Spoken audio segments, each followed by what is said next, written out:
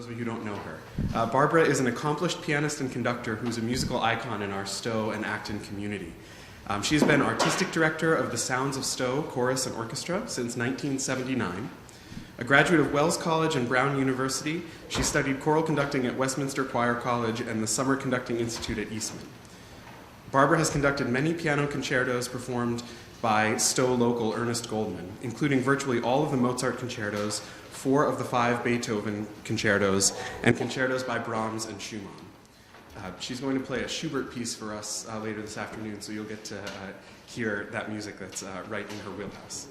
Barbara also maintains a very active piano studio and is former president of the NEPTA, New England Piano Teachers Association. She and the Sounds of Stow Chorus and Orchestra will present Schubert's Mass in E-flat next weekend, Sunday, March 25th at the Hale Middle School. I got to hear them yesterday. I'm singing, as I have a little 17-measure solo in the piece, but I'm singing with the tenors, and they sound fantastic. So we hope that all of you will be able to come next Sunday after church at the middle school. So please help me welcome Barbara to the service today.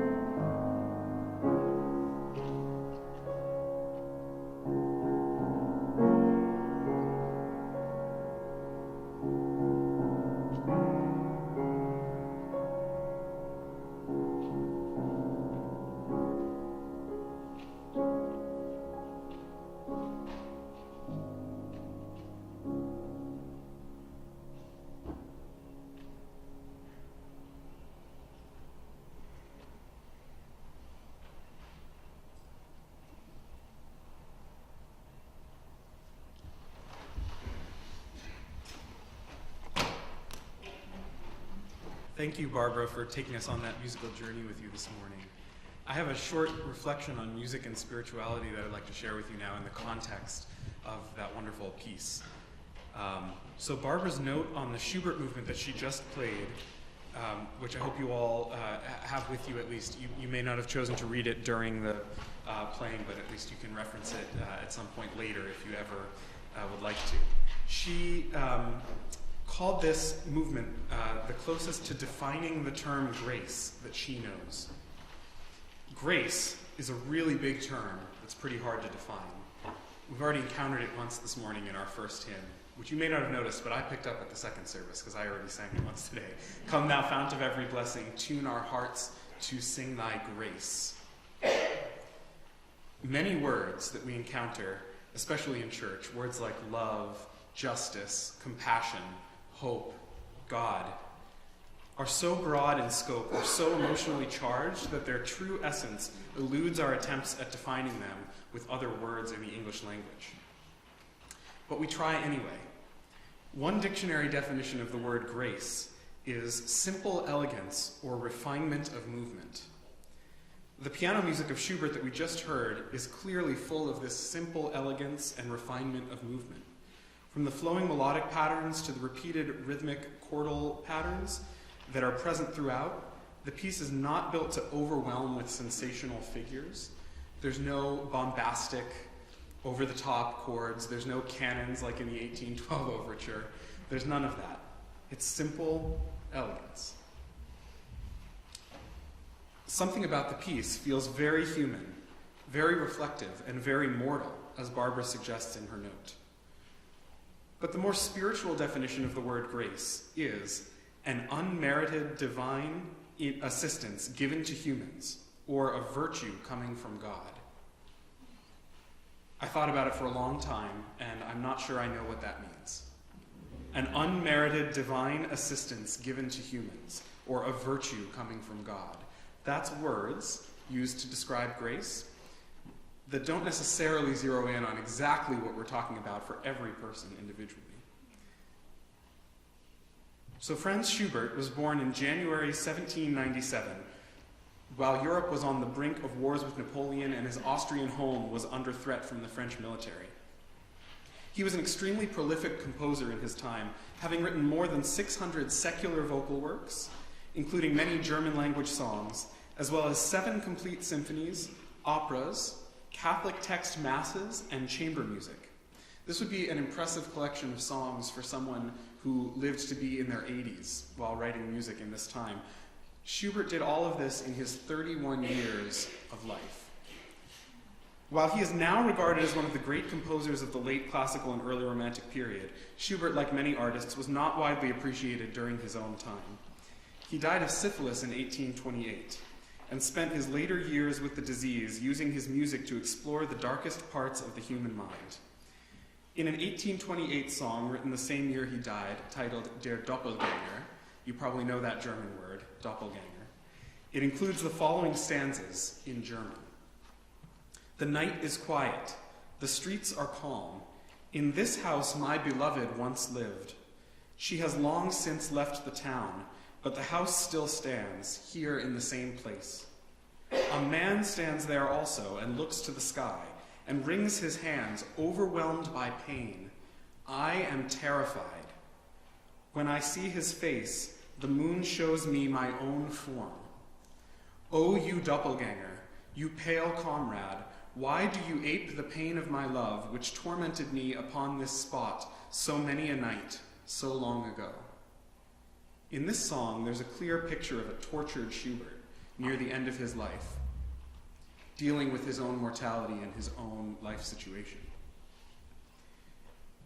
The movement you heard moments ago was published after Schubert's death, so it was presumably written very near the end of his life and very near the same time that this song was written in 1828.